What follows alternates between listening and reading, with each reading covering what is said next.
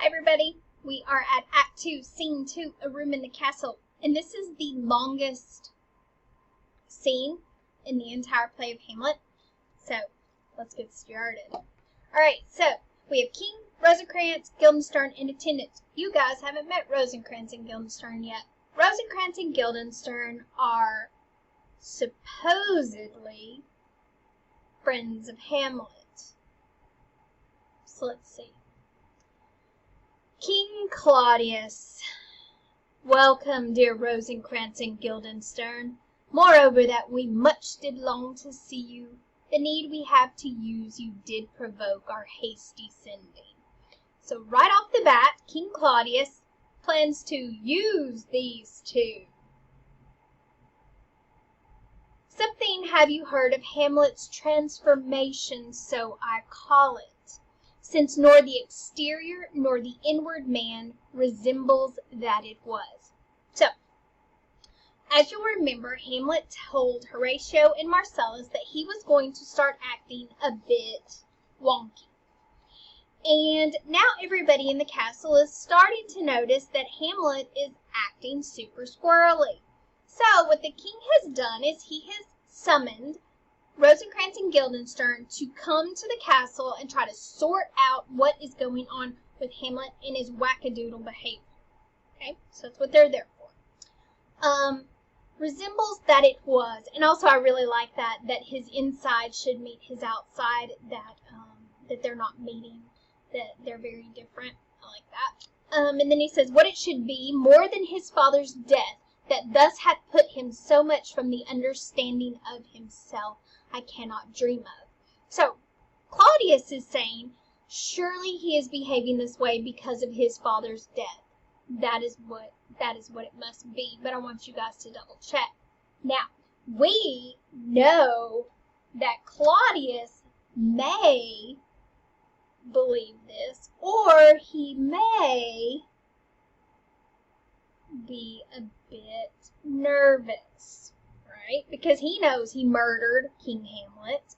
He doesn't know if Hamlet knows, but things are not good in the castle. And Claudius needs to figure out what's going on. So, I entreat you both, that being of so young days brought up with him, so they've been friends since they were little, and since so neighbored to his youth and humor, that you vouchsafe your rest here in our court. So when he says, and since so neighbored to his youth and humor, you guys know him so well.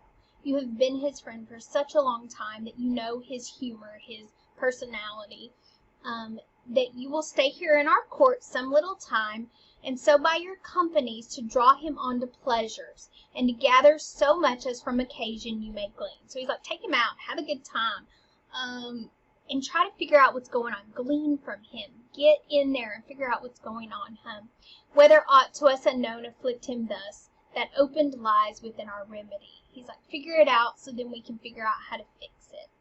And then the queen, we finally hear from Miss Gertrude herself.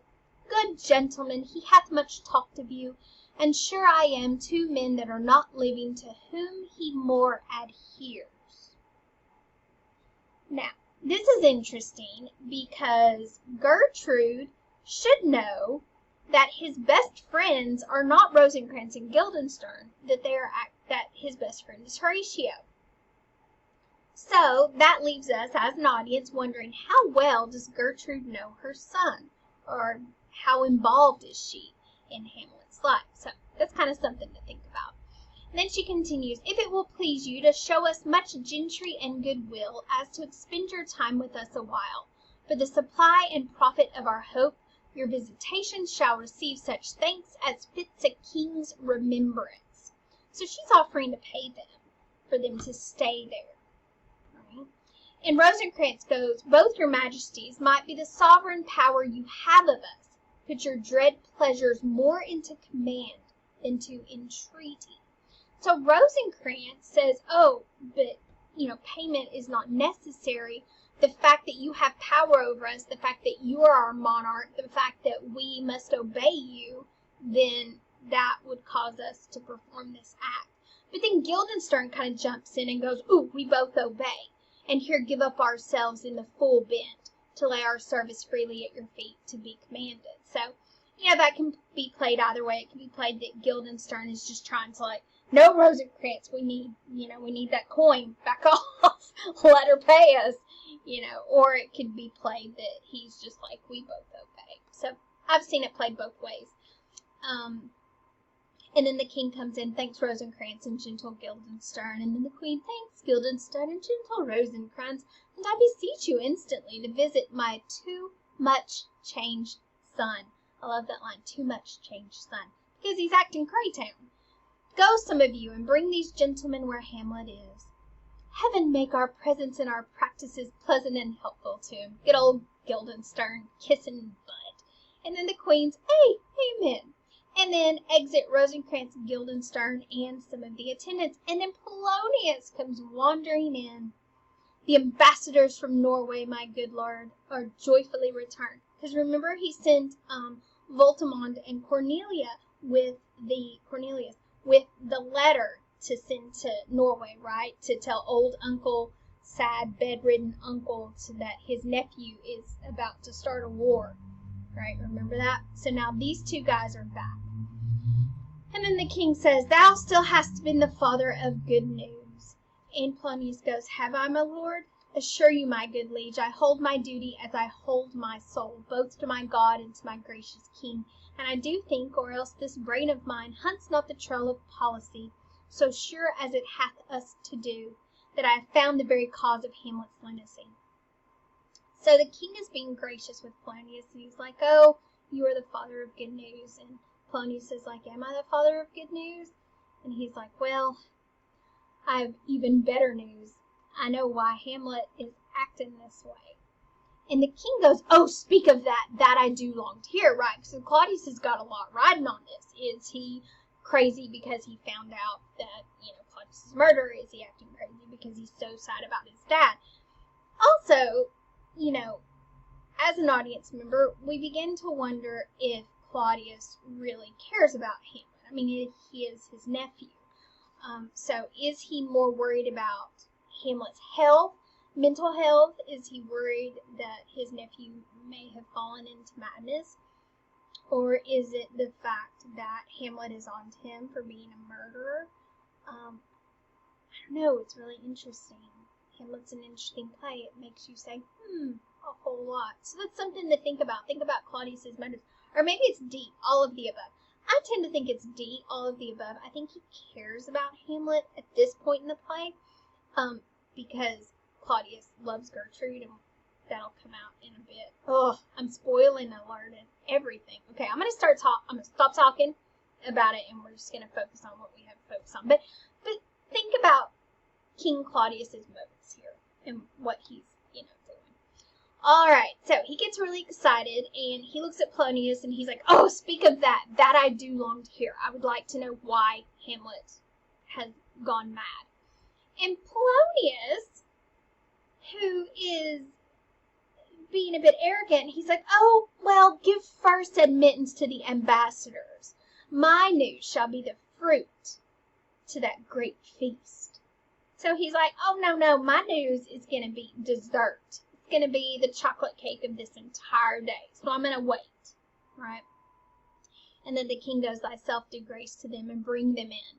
So Polonius exits, and then Voltimand and Cornelius come in to tell the news of what went down with the letter. And then King addresses the queen. He goes, he tells me, my sweet queen, he hath found the head and source of all your son's distemper. And then the queen goes, I doubt it is no other but the main, his father's death and our or hasty marriage. So Gertrude recognizes the fact that she married Claudius way too quickly, and that perhaps this is what is causing Hamlet's distemper. The king goes, we shall sift him. And then Polonius, Voltimand, and Cornelius enter the scene. And the king goes, welcome, my good friend. Say, Voltimand, what from our brother Norway? And then Voltimand gives us the news. Most fair return of greetings and desires. Upon our first, he sent out to suppress his nephew's levies. So, first thing is the old uncle decided to take away his nephew's money and his war preparation for war crafts, which to him appeared to be a preparation against the Polacks. So he thought that his nephew was going to war with Poland. But better looked into, he truly found it was against your highness. So then he realized, oh, it's not Poland you're after, it's Denmark. Whereat grieved that so his sickness, age, and impotence was falsely borne in hand, sends out arrests on Fortinbras, which he in brief obeys. So the uncle has his nephew arrested, and Fortinbras concedes. He goes, all right, receives rebuke from Norway, and in fine makes vow before his uncle never more to give the essay of arms against your majesty. So young Fortinbras was like, sorry, man. I was just real fired up about killing everybody in Denmark, but you're right. My bad, dog. I'll just, I'll stop. And so wherein old Norway, overcome with joy, gives him 3,000 crowns an annual fee. So old Uncle Norway is so happy. He's like, man, I'm going to give you an allowance for being awesome. So he's going to get a fee. In his commission to employ those soldiers, so levied as before, against the Polacks. So then, not only does he give him money every month, but he's like, you know what? You really ought to go start a war. And I think you should start it with Poland. So go ahead, make your weapons, do everything you need to. I'm going to give you some extra money on this side, but this time only attack Poland, okay? Not Denmark. Promise? That seems like a real sketch situation, but that's what happened. So, Voltimand gives the king the paper, and he says that it might please you to give quiet pass through your dominions for this enterprise on such regards of safety and allowance as therein are set down. Hold up. Quiet pass? So, what Uncle Fortinbras wants is for King Claudius to allow young Fortinbras' army to go straight through Denmark to go fight. That doesn't seem wise. Also, it seems geographically odd. But hey, you know what? Get you some, Uncle Fortinbras. I don't know what your plan is. But if I were King Claudius, that sounds like a terrible plan. But so that is what he is asking. And the king answers with, it likes us well, and at our more considered time we'll read, answer, and think upon this business. So that's good. King Claudius is going to take a moment. He's going to think about this. I think it's a terrible idea right off the bat, but nobody asked me. So, meantime, we thank you for your well-took labor. Go to your rest at night. We'll feast together. Most welcome home. So then Voltimand and Cornelius exit. And then Polonius gets excited because he's ready to serve some chocolate cake, right? Because he thinks he has the answer. So he goes, this business is well ended, my liege and madam, to expostulate what majesty should be, what duty is, why day is day, night is night, and time is time, we're nothing but to waste night, day, and time. So at this point, Polonius is listening to himself talk again. He's not making any sense. He's just sort of pontificating out loud. And then this next line, therefore, since brevity is the soul of wit. That is so ironic because Polonius is never brief. So it's funny that he says that. So it's a little joke. And then he continues, and he's like, mad I call it. I will be brief. Your noble son is mad, call I it. For to define true madness, what is't but to be nothing else but mad? But let that go. And then the queen looks at him. She's exhausted. She doesn't want to hear him anymore. And she goes, more matter with less art. More matter. Get to the main point with less poetic, flowy language. Just tell us what you know. I love that. And then Polonius, who is full of sass evidently and is not finished hearing himself talk, he goes, Madam, I swear I use no art at all. That he is mad, 'tis true, 'tis pity. And pity, 'Tis true, a foolish figure. But farewell it, for I will use no art. Mad, let us grant him then, and now remains that we find out the cause of this effect, or rather say the cause of this defect. For this effect, defective, comes by cause. Thus it remains, and the remainder thus, perpend. I have a daughter, hath whilst she is mine, who in her duty and obedience mark, hath given me this, now gather and summarize. At this point, Polonius pulls out a letter that Ophelia has given him that Hamlet has written her. Right? And this is one of their love letters. So it's not supposed to be read by her dad or other people to listen to. This is a rather intimate letter. Okay? So this is an uncomfortable moment for Ophelia.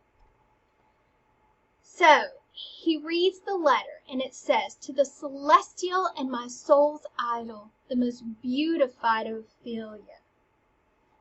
And then Polonius gets offended. He's like, ugh, that's an ill phrase, a vile phrase. Beautified, ugh, is a vile phrase, but you shall hear thus. So he reads something that evidently it's kind of scandalous to call somebody beautified. It's like he accidentally got a hold of Ophelia and Hamlet's DMs that needed to be kept, secret. But he's reading it out loud, and it's making him uncomfortable, but he keeps reading.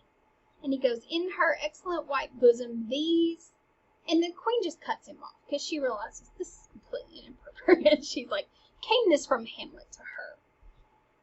And Polonius gets really sassy, and he's like, "Good madam, stay a while. Like, hold on.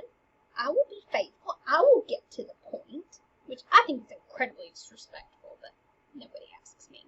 So he continues to read this love letter, and he says, "Doubt that the stars are fire, doubt that the sun doth move, doubt truth to be a liar, but never doubt I love. Oh, dear Ophelia, I am ill at these numbers. I have not art to reckon my groans, but that I love thee best, oh, most best. Believe it, adieu. Thine evermore, most dear lady, whilst this machine is to him," Hamlet.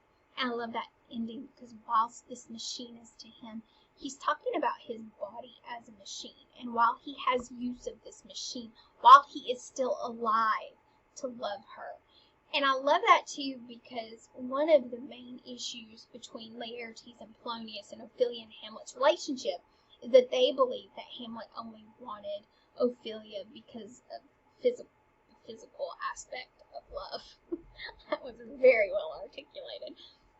But here we have Hamlet separating his soul from his body and wanting to express that he loves her with both. And so it's very beautiful. I like that. And also it again shows us that Hamlet really does love Ophelia, and that he's not just, being a boy that, is trying to, Okay, carry on. And then Polonius continues, "This in obedience hath my daughter showed me, and more above hath his solicitings, as they fell out by time, by means and place, all given to mine ear." And then the king, "But how hath she received his love?" And Polonius gets a bit offended. He's like, "What do you think of me?" And the king's like, "Well, I think you're a faithful and honorable man." And Polonius goes, "I would fain prove so." So he's like, "I'm proving so now. But what might you think when I had seen this hot love on the wing, as I perceived it? I must tell you that, before my daughter told me, what might you, or my dear majesty, your queen here, think if I had played the desk or table book?"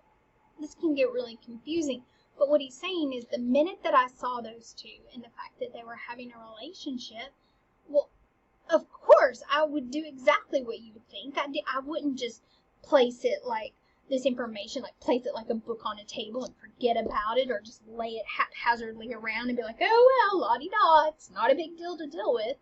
He's like, "No, I didn't give my heart a winking, mute and dumb, so I didn't, ignore it or not say anything about it or pretend it wasn't happening or look upon this love with idle sight or be like, oh, no big deal." He said, "No, I went round to work." And so he's like, "No, I got to work. talk to Ophelia. My young mistress, this I did speak. Lord Hamlet is a prince out of thy sphere. This must not be. I told her that they couldn't be together. And then I precepts gave her that she should lock herself from his resort, admit no messengers, receive no tokens, which done, she took the fruits of my advice. So I told her not to see him, not to accept gifts, and she listened. And he, repulsed, a short tale to make, fell into sadness, then into a fast, thence to a watch, thence into a weakness, thence to a lightness, and by this declension into the madness wherein now he raves, and all we well for. So he tells them, I told her to cut off all communication with him, and once she did that, he was sad, and then he stopped eating, then into a fast, thence to a watch, he couldn't sleep at night, and then into a weakness, because if you don't sleep, you get all sleep deprived and, weak, and then to a lightness, and by this declension into the madness. And then the king's like, do you think it this? And the queen is like, yes, it may be very likely. And then Polonius, had there been such a time, I'd fain known that I positively said so when it proved otherwise. And the king's like, not that I know. And then Polonius goes, take this from this, if this be otherwise. And he's pointing to his head and his shoulder, which means, if I'm wrong, you can chop my head off. That's how right I know I am. So Polonius is a know-it-all, too. If circumstance lead me, I will find where truth is hid, though it were hid indeed within the center. So he's like, if something's wrong, I'm going to find it out. But this was like so obvious. It was like right in the center of our attention. It's right where we should look. So, how may we try it further? So at this point, the king wants a plan. He is ready to put a plan together to really bring the point home that this is what is causing Hamlet's madness. Also, Claudia has an ulterior motive too, because he needs to know that that is exactly what it is, because he doesn't want to think that Hamlet thinks that he's a murderer, even though he is. Dirty murderer. So then Polonius decides, you know what? Sometimes Hamlet walks for hours in the lobby. And the queen's like, oh, yes, he does. He does indeed. And Polonius goes, at such a time, I'll loose my daughter to him. Loose my daughter. I like that. Like he's setting her free out of her crate. So he's going to set Ophelia, push her out in the hallway, and be you and I behind an arrest. An arrest is like a drape, like a curtain. So they're going to hide behind the curtains and mark the encounter. If he love her not, and he not from his reason fallen thereon, let me be no assistant for his state, but keep a farm and carters. So he's like, we're going to watch. And he says, and if this isn't the reason, if love sickness is not the reason, then you know what? I'm not going to be your wingman anymore, because I am not worthy, and I'm just going to be a farmer. That's what Polonius says. And then the king goes, we will try it. And the queen goes, but look where sadly the poor wretch comes reading. So in the distance she sees Hamlet in the hallway with a book. And Polonius goes, away! I do beseech you both, away! I'll board him presently. Oh, give me leave. So the king, queen, and the attendants leave, and Hamlet enters reading. And we're going to see Polonius and Hamlet have interaction. And so Polonius says, how does my good Lord Hamlet? Now, Hamlet is going to be full on crazy with Polonius. He's going to say things that don't make sense. He's going to be really, but it's going to be sort of an interesting, let's just start. So, how does my good Lord Hamlet? Hamlet, well, God of mercy. Polonius, do you know me, my lord? Excellent, well, you're a fishmonger. And a fishmonger is somebody who sells fish. And Polonius is like, not I, my lord. Then Hamlet goes, then I would you were so honest a man. Honest, my lord? Sir, to be honest as this world goes is to be one man picked out of 10,000. That's very true, my lord. So, basically, Hamlet is jabbing him, because fishmongers were lower class people, and so he's kind of jabbing him in that way.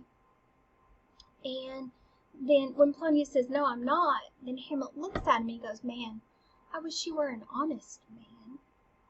And Polonius is like, honest? So Hamlet's kind of saying, in a roundabout way, that Polonius is not an honest man, that he's not a good man. And then Polonius goes, aye, that's very true, my lord. And then Hamlet says, for if the sun breeds maggots in a dead dog, being a good kissing carrion, have you a daughter? So it's strange because he's talking about a dead dog that breeds maggots, that the maggots are on the dog and they're breeding and making more maggots. And this reminds Hamlet, oh yeah, you've got a daughter, don't you? As if that reminded him of it. That's a slight. That's insulting to Polonius. So that's kind of like saying that his daughter's not that she's dirty in a way. So Polonius goes, I have my lord. And then Hamlet goes, let her not walk in the sun. Conception is a blessing, but not as your daughter may conceive. Friend, look to it. So when he says, let her not walk in the sun, again, he's using the word sun. Remember when he said, I'm too much in the sun, and it was like the double spelling? Well, he's basically telling her that he needs to keep his daughter away from men, because conception is a blessing. But if your daughter were to conceive, well, that would make her, a thought. So he's like, you need to watch your daughter. And then, how say you by that? So he addresses Hamlet, but this aside part, when he says, still harping on my daughter, he's addressing the audience. So he kind of looks over at the audience, and he goes, still harping on my daughter, yet he knew me not at first. So he's pointing out to the audience that, see, he's talking about my daughter. He is lovesick. But then he says, yet he knew me not at first. He said I was a fishmonger. He is far gone, far gone. And truly in my youth I suffered much extremity for love, very near this. I'll speak to him again. And then he goes back to Hamlet, and he goes, what do you read, my lord? And Hamlet goes, words, words, words. And Polonius goes, what is the matter, my lord? And Hamlet goes, between who? And Polonius goes, I mean the matter that you read, my lord. So Polonius asks him, what are you reading? He's like, words. What else do you read, moron? And then Polonius goes, what is the matter? When Polonius says, what is the matter, he means, what is the subject in the book? What is occurring? What is happening? But Hamlet takes it differently, and he thinks as it a, what is the matter? What is the conflict between, somebody? And Hamlet's like, well, between who? What is the matter between who? And Polonius brings it back, and he says, I mean the matter that you read, my lord. And then Hamlet goes, slander, sir. For the satirical slave says here that old men have gray beards. And this is when he starts really insulting Polonius, because he's reading the book, like he has the book. And he says, slander, sir, for a satirical slave says here that old men have gray beards. And then he'll look at Polonius and notice that Polonius has a gray beard. And then he'll say that their faces are wrinkled. Yeah, lots of wrinkles. Their eyes purging thick amber and plum tree gum. And so, really, he's just insulting Polonius at this point, just pointing out his oldness, right? And he goes, thick amber, plum tree gum, and that they have a plentiful lack of wit. So basically, they're quite stupid. And together with the most weak hams, that means that they're weak in their legs, like they're frail. All which, sir, though I most powerfully and potently believe, yet I hold it not honesty to have it thus set down. For you yourself, sir, should be as old as I am, if like a crab you could walk backwards. And that's another slam on his age. He's like, oh, but don't feel bad, old man. You could be my age, if you could walk backwards, but you can't, so sucks to be old. Right? That's his little slam. And then Polonius addresses the audience again with this aside, and he says, though this be madness, yet there is method in it. So at this point, Polonius is realizing that Hamlet is talking out of his head, but some of the things that he says are making sense. So Hamlet is almost giving himself away right now. Like he needs to dial it back a bit. And then Polonius addresses him. He goes, "Will you walk out of the air, my lord?" And Hamlet goes, "Into my grave." And what he means by that is when Polonius says, "Will you walk out of the air?" which means will you go outside, will you get some fresh air? But Hamlet takes that very literally, of walking somewhere where you will be out of air. And so Hamlet says, "Into my grave," like a coffin where there is no air. And then Polonius recognizes again, indeed, that is out of the air. A grave would definitely not have air in it. And he's talking to Hamlet, and then he does the aside where he talks to us, and he says how pregnant sometimes his replies are. And what he means by pregnant is they have double meaning, like a pregnant woman is two people in one. He means that his replies, he has one meaning, but then there's also a second meaning. A happiness that often madness hits on, which reason and sanity could not so prosperously be delivered of. I will leave him and suddenly contrive the means of meeting between him and my daughter. My honorable lord, I will most humbly take my leave of you. So he says, okay, I've got to go get this meeting set up. And I love it because he says, I will most humbly take my leave of you. And then Hamlet says, you cannot, sir, take from me anything that I will more willingly part withal. So when he says, I will take my leave, Hamlet's like, no, I will give you leave. I want you to leave. Have it. Get out. And then he says, and will more willingly part with all, except my life, except my life, except my life, which is kind of reference back to his wish to die or not to be here anymore. And then Polonius says, like, fare you well, my lord. And Hamlet goes, these tedious old fools. So he just slams Polonius. And then Rosencrantz and Guildenstern enter. They have found him. And as they are entering, they pass Polonius on the exit, and he says, you go seek the Lord Hamlet, there he is. And he says, God gave you, sir, or God save you, sir. And then Polonius exit, and then we are left with Guildenstern, Rosencrantz, and Hamlet on stage. And Hamlet is really excited to see them. At first, he's like, oh, excellent, good friends. How dost thou, Guildenstern? Ah, Rosencrantz, good lads. And so he's genuinely happy to see them. And so then he continues, and they have this interaction about, how are you? And Rosencrantz says, as the indifferent children of the earth. And then Guildenstern says, happy in that we are not over happy. On fortune's cap we are not the very button. Which means, if you are as happy as you can get, the only way to go is down. And so he's saying that we're fortunate to only be medium happy, because, we could get happier. We don't necessarily have to only go down. We can still get happier. So that's what that interaction means. Happy in the way that we are not over happy. Because, so that's what he's saying there. And then on fortune's cap, we are not the very button. And then Hamlet says, nor the soles of her shoe. So not only do you not want to be, completely happy, but you don't want to be at the bottom either. And Rosencrantz like, no, I don't want to be at either of those places. And then Hamlet gets bawdy. He gets a little sassy. And he says, then you live about her waist or in the middle of her favors. And that's sexual. And then Guildenstern is like, fave her privates we. So they're, locker room talk. And then Hamlet goes into secret parts. And they continue with their locker room talk. And then Hamlet, things shift here. When Hamlet says, what's the news? And Rosencrantz says, none, my lord, but the world's grown honest. Then Hamlet says, then doomsday is near, but your news is not true.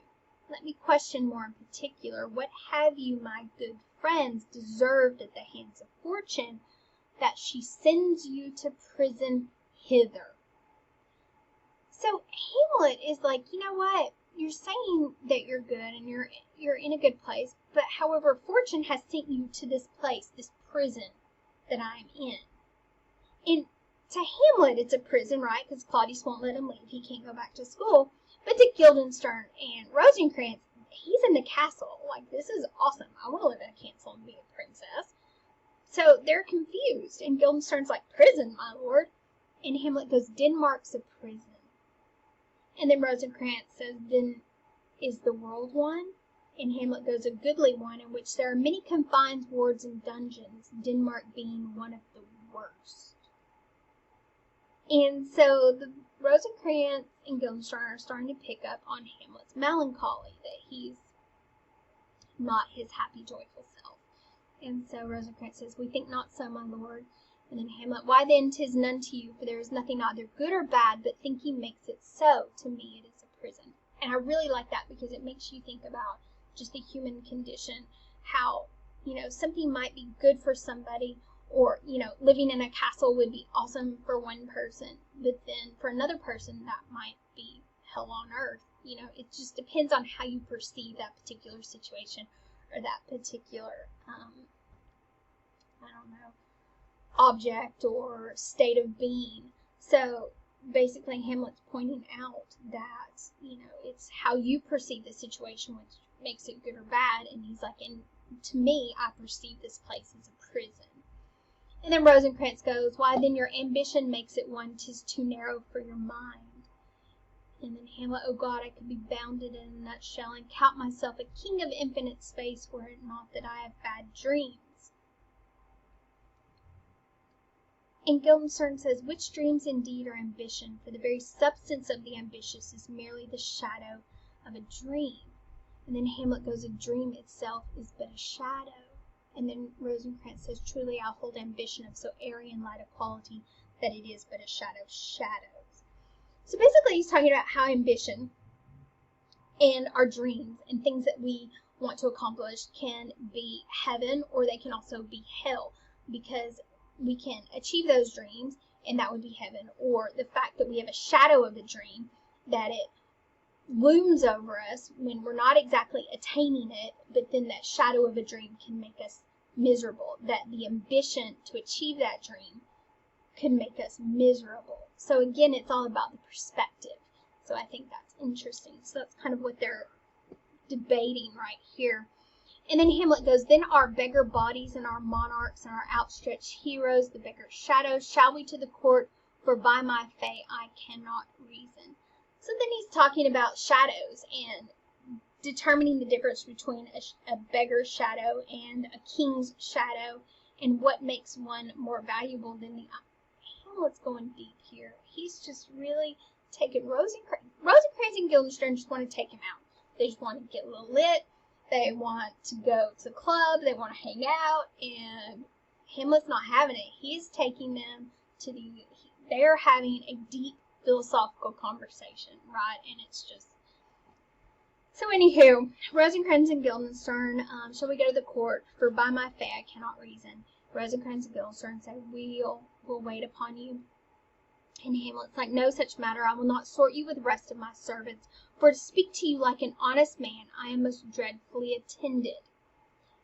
And so he's like, "I'm not going to talk to you like I would a servant. I'm going to treat you as my friend, and I'm going to ask you a question." And he says, "But in the beaten way of friendship, what makes you at Elsinore?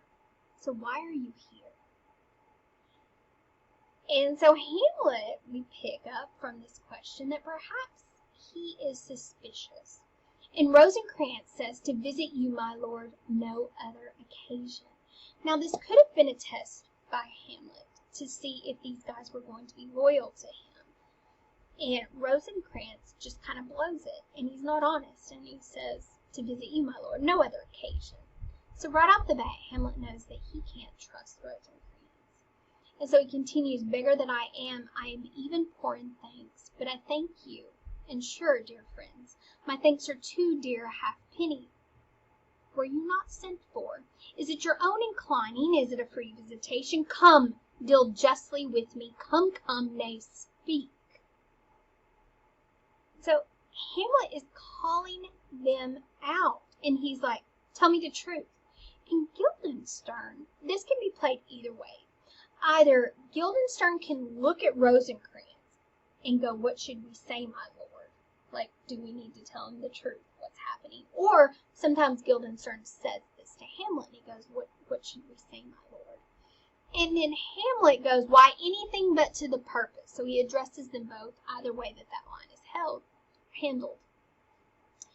And he goes, "Why, anything but to the purpose we're sent for." And there is a kind of confession in your looks. So when he says a kind of confession in your looks, these guys are terrible liars. So it's written all over their face that they are lying.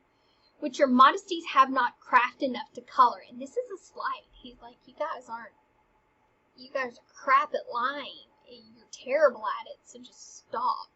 And then he says, I know the good king and queen have sent for you. And then Rosencrantz goes, to what end, my lord? And then Hamlet's very clever. He goes, oh, well, that you must teach me.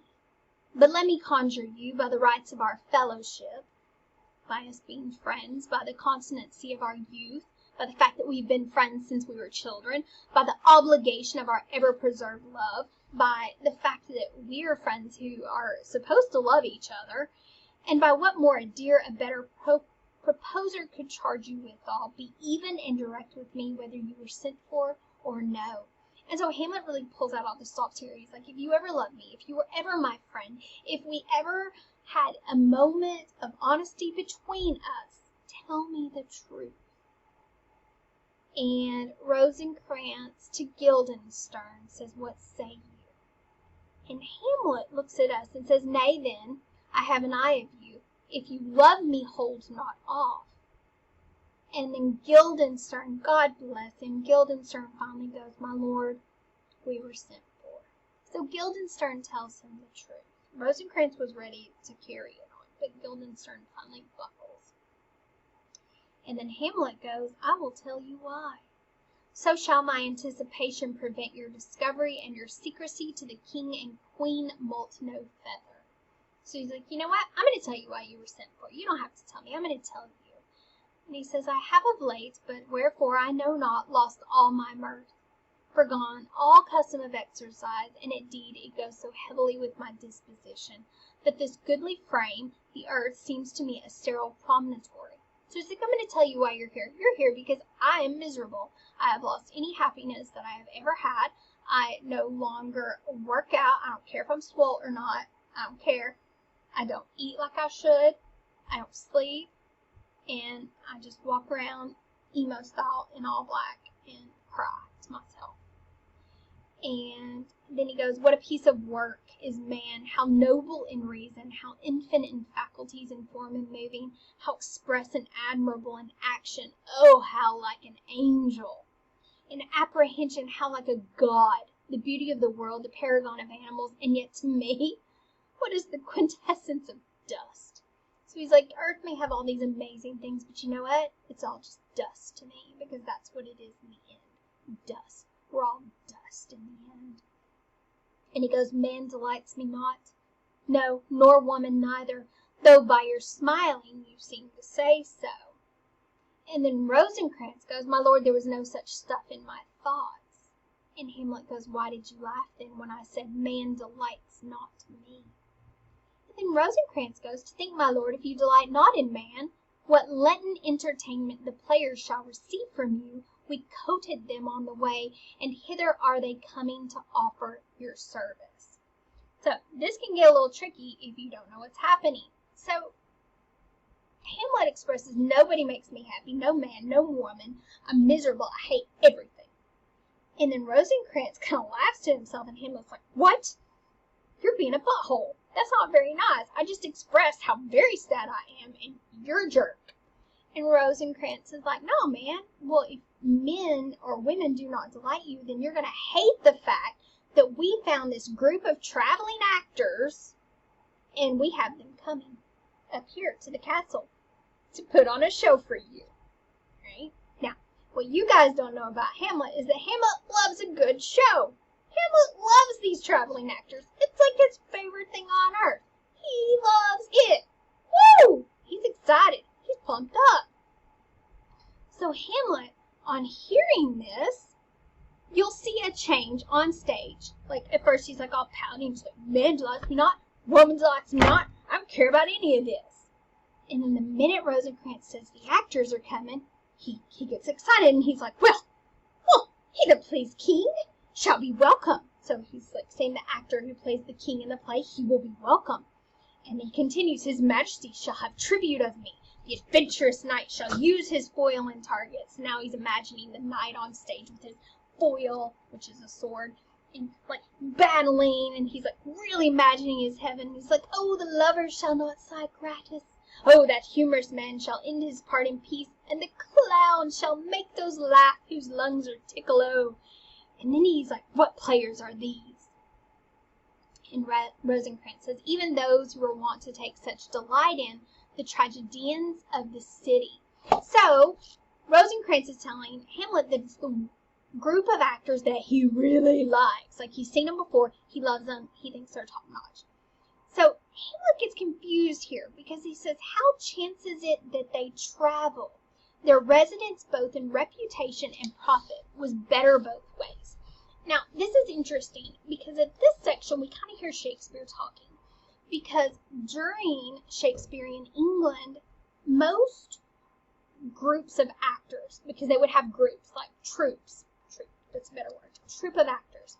And these actors would each have a playhouse. Like, for example, Shakespeare had the Globe.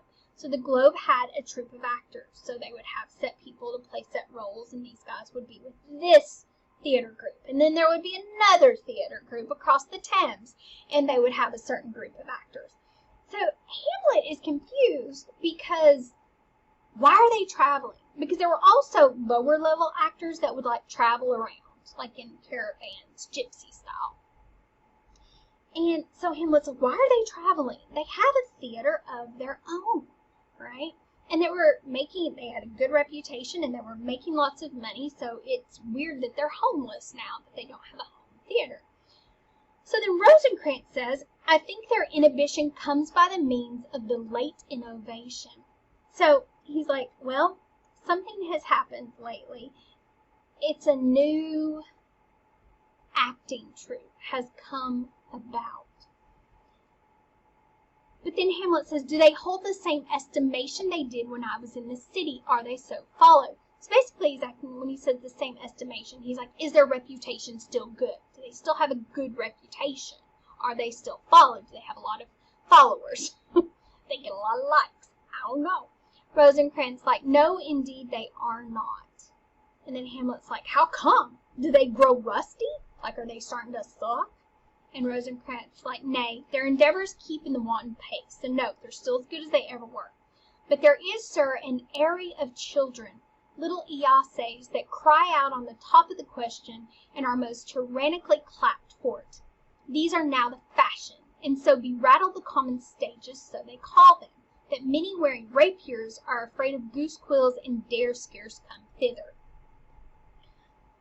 Something that occurred in Shakespeare's days. They had the theater groups, everybody was kicking it, everybody was doing great. But then all of a sudden, it came into fashion to have small children act like a 10-year-old would be Hamlet on stage, or a 11-year-old would be Macbeth.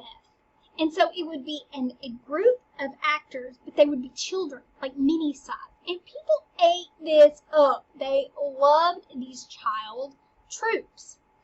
And because of these children, it was taking a lot of money away from serious playwrights and serious actors, like Shakespeare and the Globe and all of this. So this portion of Hamlet is almost like a commentary on the theater of the day. It's a chance for Shakespeare to articulate his disapproval at this new innovation, these new children. And at the end, when he says that many wearing rapiers are afraid of goose quills, so he's like saying these 10-year-old, these 9-year-old, these 8-year-old children have swords that they're actually scared of and they're on stage performing. He's like, it's ridiculous. It's ridiculous. And then Hamlet begins to ask, what are the children? Who maintains them? Which means, how do they care for them? Do they have mothers, fathers? Are they left to starve to death? What is going on? How are they escorted? Will they pursue the quality no longer than they can sing? So then he becomes worried, like, once these children are, like, too old to be silly little children actors and they reach puberty, what's going to happen to them? Because a lot of times parents would sell their children to these acting troupes. And so a kid hits 13 and they're just thrown out on the street. Who's going to take care of them? I mean, this is a viable argument that Shakespeare had. And so he continues, if they should grow themselves to common players, it is most like, if their means are no better, their writers do them wrong to make them exclaim against their own succession. So Hamlet's like, it's terrible. You know, they use them up when they're small children, And then they set them loose, Ophelia style, set them loose on the world, and they can't fend for themselves or take care of themselves. And then Rosencrantz says, Faith, there has been much to do on both sides, which means both sides are arguing. Like the people who own the troops of child actors are like, no, we take care of them, we feed them, they live a great life. And then the other people who are like, no, they're orphans, you're terrible, you've got stuck. And then he says this really great line. He says, and the nation hold it no sin to tear them to controversy. There was for a while no money bid for argument unless the poet and the player were to cuffs in the questions. And then Hamlet goes, is it possible? And in Guildenstern, oh, there has been much throwing about of brains. I think we should start saying throwing about of brains instead of we're having a discussion or a conflict, because throwing about of brains is when two sides kind of like talk about their side of the story or what they think is right or what they think is wrong. And then Hamlet goes, do the boys carry it away? And they say, ay, that they do, my lord, Hercules and his load too. So, of course, as most of you probably know, only men were allowed to be on the stage. So when he says, do the boys carry it away, do the actors, can they handle it? And then Hamlet goes, it is not very strange, for my uncle is king of Denmark, and those that would make mouths at him while my father lived give 20, 40, 50, 100 ducats apiece for his picture in little blood. There's something in this more than natural, if philosophy could find it. So at the very end of this, he's talking about, do the boys carry it away? Do people come and watch this? Are people giving money to these people? And Hamlet is making a point that people will give money for the stupidest of things, that these children cannot properly carry away the depth of emotion that is needed to play a character as complex as Julius Caesar or something like that on stage.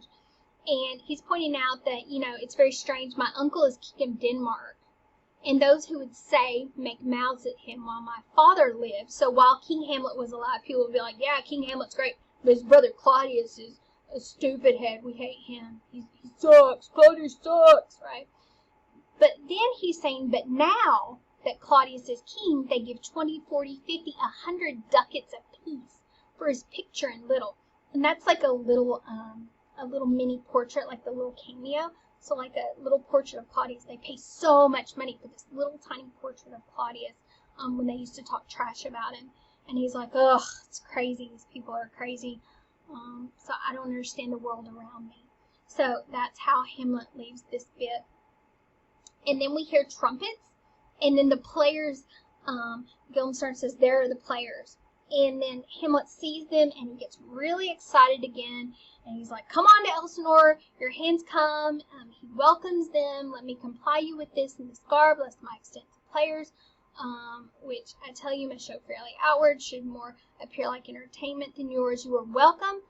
And then I love this because he goes, but my uncle, father, and aunt, mother are deceived.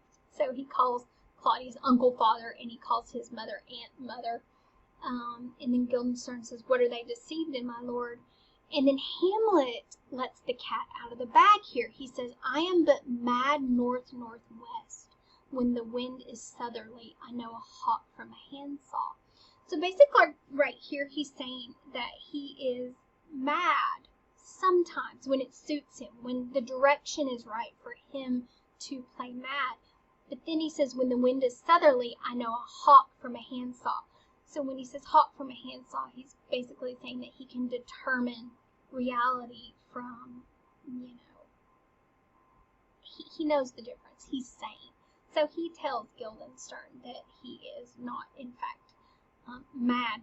And also, it's interesting that he tells Guildenstern, because Guildenstern, if you'll remember, is the one that tells him, my lord, we were sent for. He's the one who tells him the truth as well. So then Polonius enters, and he goes, well, be with you, gentlemen. And Hamlet's like, hark you, Guildenstern, and you too, at each ear here. That great baby you see there is not yet out of his swaddling clout. So he's talking to Guildenstern. He's like, hey, Guildenstern, hey, you too. And he goes, here comes that baby who's still in a big diaper. So he kind of slams Polonius a bit. And then Rosencrantz goes along with it. He's like, happily, he's the second time come to them, for they say an old man is twice a child. So Rosencrantz is drawing back to the idea of, you come into this world in diapers and unable to care for yourself, and then as you age and you become an old man, you end up in diapers, unable to care for yourself. So an old man is twice a child. So he's been a child at his birth, and he's going to be helpless and a child again. So Rosencrantz is bringing that into light. And then Hamlet says, I will prophesy. He comes to tell me of the players' market. You say, right, sir. Oh, Monday morning, 'twas so indeed.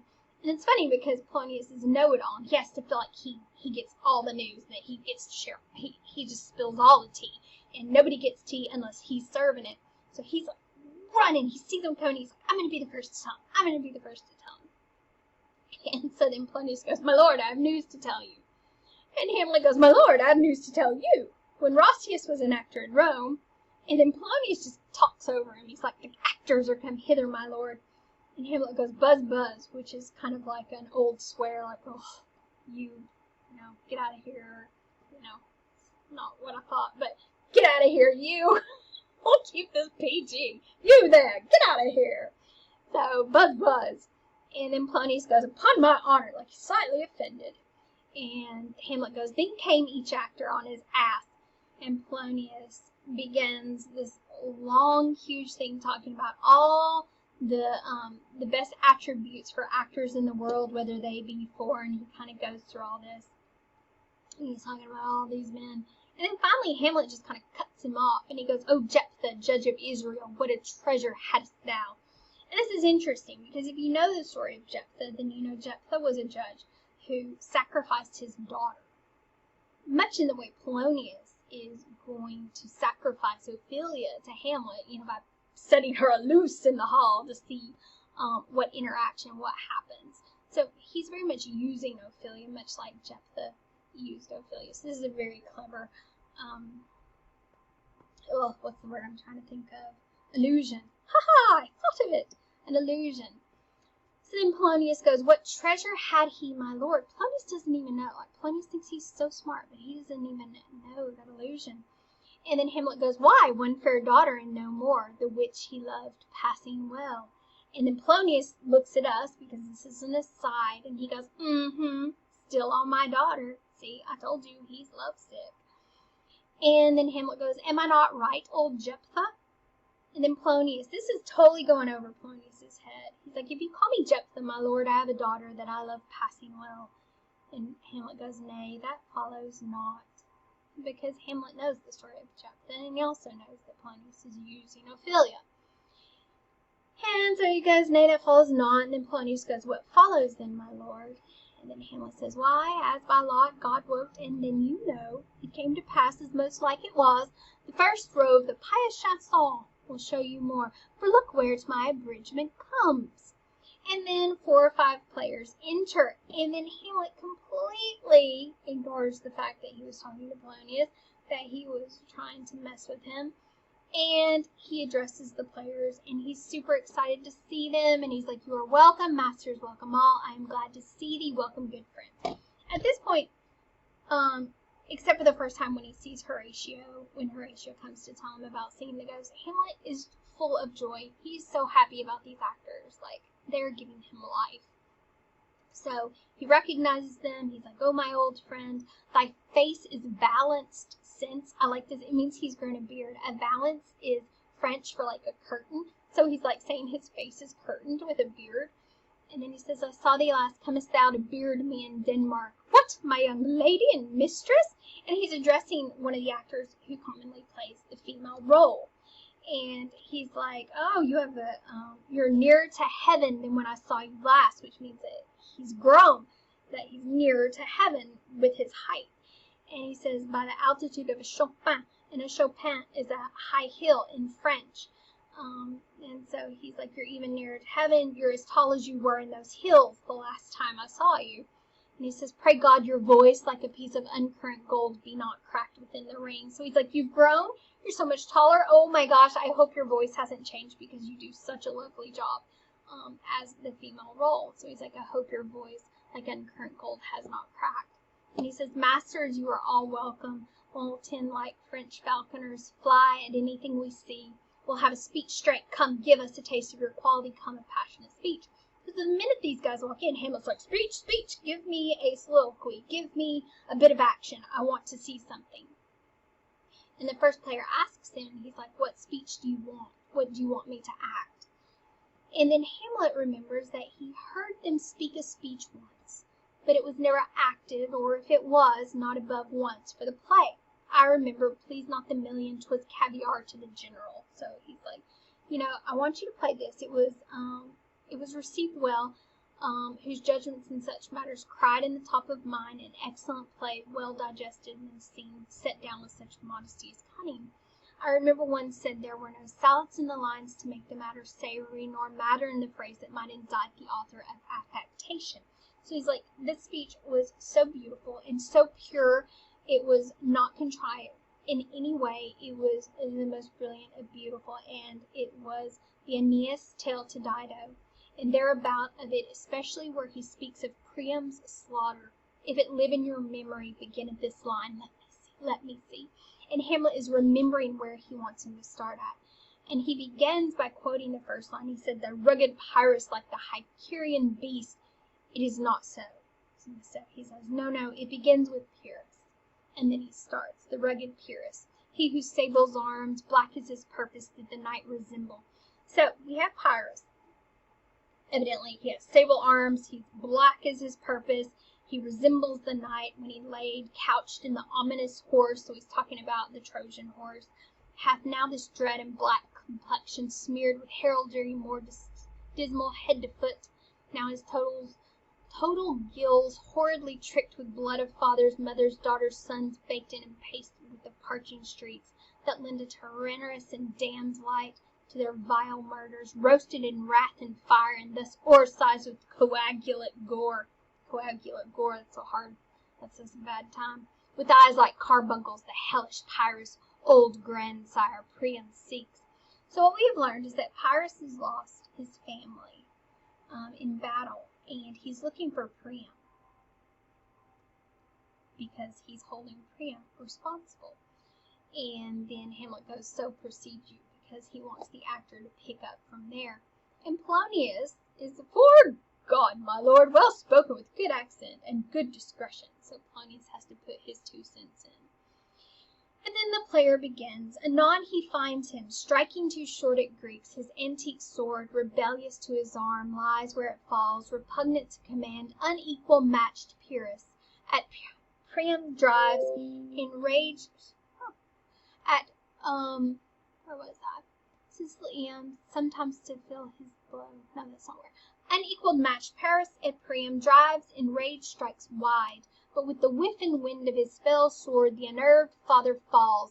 The senseless Ilium seems to fill this blow with flaming top, stoops to his base, and with a hideous crash takes prisoner Pyrrhus's ear, for lo, his sword, which was declining on the milky head of reverend Priam, seemed in the air to stick, so as painted tyrant Pyrrhus stood, and like a neutral to his will and matter did nothing. But as we often see against some storm, a silence in the heavens, the rack stands still, the bold wind speechless in the orb below, as hushes death anon, the dreadful thunder doth rend the region, so after Pyrrhus' pause, aroused vengeance sets him new work, and never did the Cyclops' hammers fall, or Mars' armor forged for proof return with less remorse than Pyrrhus' bleeding sword now falls on Priam. Out, out, thy strumpet fortune, all you gods in general snod, take away her power, break all the spokes and bellies from her will, and bow the round nave down the hill of heaven as low as to the fiends. So basically right here we have a battle going, raging against Pyrrhus and Priam. We have learned here, where's that one part? Taken prisoner to Pyrrhus' ear, for lo, his sword, which was declining on the milky head of reverend Priam. So Priam, milky head means he has a head full of white hair. So he's older, he's elderly. And again we hear, anon he finds him striking too short at his antique sword. So we're getting a lot of age, a lot of descriptors that he's quite old, that he's older. So let's continue. Polonius, after hearing this speech, and on stage, Hamlet is just enraptured by this player. Like, he is just like hanging on every word that the actor is saying. And he's just loving it so hard. And then Polonius is like, this is too long. And Hamlet looks over at Polonius and he goes, it shall to the barbers with your beard, prithee say on. So he's like, I will take you to a barber and chop your beard right off. Evidently, the chopping of a beard was like heavy shade back in the day. You did not threaten to take a man's beard in Shakespeare, England, because that was like the worst. So it says, I shall to the barbers with your beard, prithee say on. When he says prithee say on, he's looking at the actor and he's like, just go on, Scott. And he's like, he's a jig for a tale of bawdry where he sleeps. So basically, he's like, he only likes the smutty stories or the silly, stupid stories, or he's not interested. Or he just falls asleep. So he says, come to Hecuba. So he wants him to get to a particular part of the play, and it's about Hecuba. And we're going to learn who she is. And so he says, but who had seen the Moblid queen? A Moblid. Have you guys ever seen those white, fluffy collars that women would wear back in like the portraits of queens? Where they have that big white thing. That's called a mobile. So it's a Moblid queen she's wearing now. When they think about Hecuba, they think she's a Moblid queen. And Hamlet goes, the Moblid queen. And said, that's good. Moblid queen, that is good. So Polonius is like, yes, I think that is a great descriptor. I think that's amazing. And then the player begins. He goes, run barefoot up and down, threatening the flames with Visant room, a cloud about him. That head where late the diadem stood and for a robe. So at this point, Hecuba, we're learning, is Priam's bride. It's his wife. It's his queen. And Priam is on the field getting his butt kicked by Pyrrhus. Because, Pyrrhus is young. He's we learned his sabled arms. He's like swole. He's like, yeah. He's like, ready to rain down thunder. And Priam, he was a great king, and he won many battles, and he was fierce in his youth, but he's an old man now, and he's really not a match. So Hecuba, it says that she's running barefoot up and down. So, like, the battlefield is like on fire. Everything's on fire, and it's like at night, and she's running across the battlefield barefoot. We learned that she has a cloud upon her head, which is like a little handkerchief. So she's got like a little handkerchief on her head. And where it says, where late the diadem stood, that was her crown. So where a diadem should be, she's got like this little handkerchief that like servant, peasant women wear. And she's running out on the field, completely barefoot, about her lankened, all o'er-teamed loins, a blanket in the alarm of fear caught at. So she's not even dressed completely. She's just hauling it across this fiery field, trying to get to her man, right? So she's running, and it says, gate scorch and state would treason have pronounced. But if the gods themselves did see her then, when she saw Pyrrhus make malicious sport in mincing with his sword her husband's limbs. Dang, y'all. So she's running up on this field, and she just sees Pyrrhus just hacking off limbs left and right of her beloved husband. Like, that's hardcore. Like, there goes an arm. There goes the other arm. Like, it is bloody. It is bad news. He's making malicious sport. And the instant burst of clamor that she made. So I just imagine her just falling to her knees and just, like, screaming. And then it says, unless things mortal move them not at all, would have made milch the burning eyes of heaven and passion in the gods. And so, right here it just says that the noise that she made, the scream, the pain in her voice, the horrible loss would have burnt the eyes of heaven. It was so piteous and so sad and so heartbreaking, and that it would even bring the gods to a great passion to hear a mere mortal feel this much emotion. That's what Hecuba did when her man died. Now this story is important because how did Gertrude act when her man died? That's right, not like Hecuba. No, she remarried Uncle Stepdaddy. So, That's why this speech is so important to Hamlet, because he believes this is how Gertrude should have acted. But she didn't. She didn't act like that at all. So, Polonius, look whether he has not turned his color, and has tears in his eyes, pray you no more.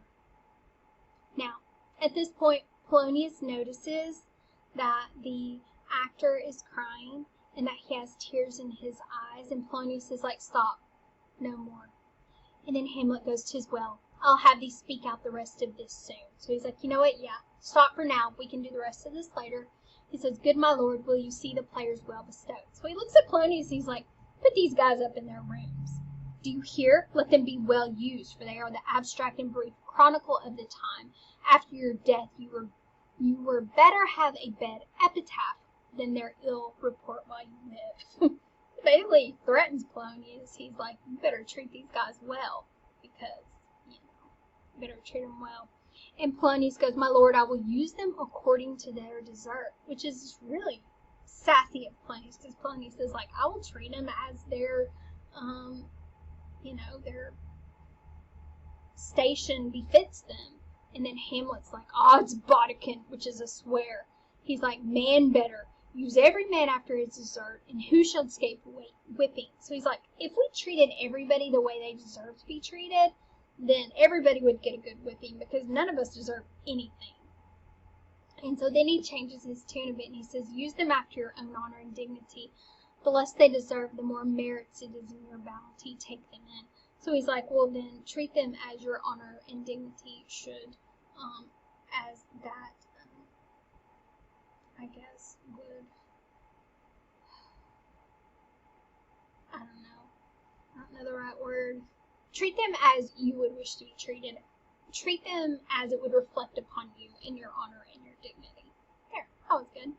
And then Polonius says, like, come, sirs. And then Hamlet's like, follow him, friends. We'll hear play tomorrow. And then Polonius with the players exit, but one player is left over. And then Hamlet looks at him, and he says, dost thou hear me, old friend? Can you play the murder of Gonzaga? So he's asking him to play a particular play. And the player goes, aye, my lord. And Hamlet goes, we'll have tomorrow night. You could, for a need, study a speech of some 12 or 16 lines, which I would set down and insert in, could you not? So here Hamlet's asking him if he wants him to play the murder of Gonzaga, but he also wants to know if he can insert some extra lines into the play, some 16 or so lines. And the player goes, aye, my lord, you could do that. And he goes, very well, follow that lord, and look you mock him not. And so the first player exits. And then Hamlet turns his attention to Rosencrantz and Guildenstern, who are standing there, and he says, my good friends, I'll leave you till tonight. You are welcome to Elsinore. And Rosencrantz goes, good, my lord. And then we have Hamlet on stage by himself, and he begins to think about the act that the player just played for him. And it says, I, so God be with ye, now I am alone. Oh, what a rogue and peasant slave am I. And at this point, Hamlet's beginning to lament the fact that he has not acted out his revenge, that he has been slightly wishy-washy about it.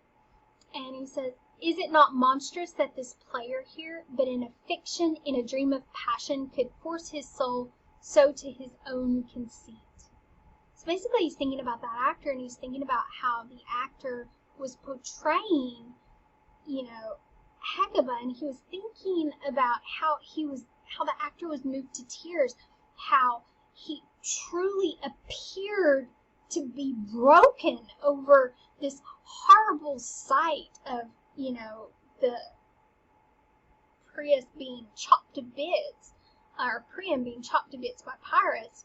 And Hamlet's like, it didn't really happen to him, but it appears that it happened to him. But yet, here I am, he says, tears in his eyes, distraction in his aspect. What's Hecuba to him, or he to Hecuba, that he should weep for her? What would he do? Had he the motive and the cue for passion that I have? So now he's like, you don't see me, I'm not torn to bits, I'm not walking around a minute. He's like, that actor seemed more upset about this than I am right now, and I have reason to be furious and bloodthirsty, and I'm not doing any of these things. So then he continues, he would drown the stage with tears, and cleave the general ear with horrid speech, make mad thy guilt, the appall the free, confound the ignorant, and amaze indeed the very faculties of eyes and ears. Yet I, so he's talking about how he emoted all of this pain and emotion, but then he says, but me, a dull and muddy meddled rascal peak, like John's a dream, unpregnant of my cause. So he's like, but yet I have all this in me, like I actually have a cause. I am living this terrible revenge tragedy. I am called to kill someone, but yet I'm not acting it out. And so he continues, upon whose property and most dear life a damned defeat was made, am I a coward? Who calls me villain, breaks my pate across. So he's like, am I being a coward? What is going on when he says break my pate across? He's like, breaks a plate across my head, plucks off my beard and blows it in my face. All of these are terrible insults. And he's like, tweaks me by my nose, gives me the lie in the throat as deep to the lungs. So who does me this? Swoons I shall take it, for it cannot be but I am pigeon-livered. So now he's just trash-talking himself. He's like, I'm a coward, I'm the worst, I suck, I should be bloodthirsty, I should be chopping Claudius limb from limb, much like Pyrrhus did Priam, but I'm not. I'm just watching actors and hanging out with Rosencrantz and Guildenstern. That's all I'm doing. So he really gets angry with himself. And at this, he starts to really work himself up into a murderous frenzy. He's like, why, what an ass am I? This is most brave, that I, the son of a dear father, murdered, prompted to my revenge by heaven and hell. I mean, my gosh, a ghost came from hell and told him, dude, I need you to kill somebody. But Hamlet's like, evidently that's not enough for me to go on a killing spree, right? So he's really getting upset. And he's like, must, like a whore, unpack my heart with words and fall a cursing like a very drab. So he's like, I have no cause to kill. He's like, I'm basically a whore who does the act, but has no heart in it, right? So he's like, that's who I am. I'm just like, oh, I gotta murder somebody, but I don't have it in me that I need to go stabby stab. And so he says that I have proclaimed their malefactions for murder, though it have no tongue, will speak with most miraculous organ. I'll have these players play something like the murder of my father before mine uncle. So here we are. He's working himself up. He's getting very upset. But then he decides, you know what, there's a smarter way to do this. He's like, I am going to use these actors to my advantage. He says, I will play something like the murder of my father before mine uncle. So what he's going to do is with these extra 16 lines that he's going to add into the murder of Gonzaga, he's actually going to have the actors stage how his father was murdered in the orchard with poison being spilled in his ear. And he continues, he says, before mine uncle I'll observe his looks. I'll tint him to the quick. If he but blench, I know my course. Because here, Hamlet's still kind of like, did he murder him or did he not? He's being real wishy-washy. So what he wants now is he wants definitive proof. He wants the play to act out. And if he sees his uncle as the play's being and the poison's being poured in, and if his uncle's like, roll, he starts looking for the exit, Hamlet's like, then I'll know for sure that it was a murder, that it occurred, that the ghost is telling me the truth. And so then he says, I'll observe his looks, I'll tint him to the quick, I'll know my course. The spirit that I have seen may be the devil, and the devil hath power to assume a pleasing shape. So he is again beginning to doubt, maybe it was a demon. So I need this play. I need this play so I have physical proof that my uncle killed my father, and then I will know. So he continues, out of my weakness and my melancholy, as he is very potent with such spirits, abuse me to damn me. So he's like, I don't want this ghost to, be attempting to send me to hell for me to, commit a mortal sin of murdering somebody. So he could be doing that. But once I see my uncle flinch at the fact that the very murder of my father is occurring on stage, once he freaks out or jumps up or whatever, he said, then I'll know that the ghost is really the spirit of my father, that he's not a demon, and that he's not here to abuse me or damn me. Then I'll have more grounds, more relative than this. The place, the thing wherein I'll catch the conscience of the king. So he decides that these extra lines will be what he needs to catch the king. Oh my gosh, guys, I am so glad this is over with. This is like an hour and 20 minutes, and my throat is bent. So, that was Act 2, Scene 2, the longest act of Hamlet. Thanks for letting me share it with you. And I guess I will see you again for Act 2, Scene 3. Okay, bye!